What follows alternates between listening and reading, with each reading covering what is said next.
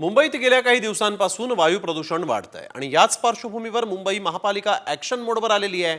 ज्या ठिकाणी AQI अर्थात हवेचा गुणवत्ता निर्देशांक खराब असेल त्या ठिकाणी पालिकेकडून कारवाई करण्यात येणार आहे। बांधकाम कोणाचंही असलं तरी कारवाई होणार असा इशारा पालिका आयुक्त भूषण गगराणी यांनी दिला आहे। आतापर्यंत एकंदर 285 ठिकाणी आम्ही स्टॉप वर्क नोटिसेस दिलेल्या आहेत।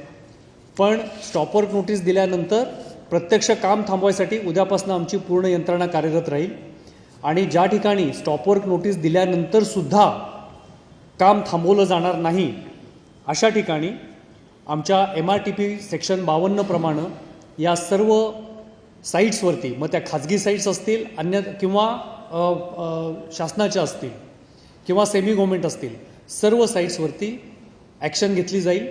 या ठिकाणी आता आम्ही आजच चर्चा करून असा निर्णय घेतलेला आहे की त्या परिसरातली सर्व बांधकामं पुढच्या 24 तासाची सूचना देऊन बंद करण्यात येतील।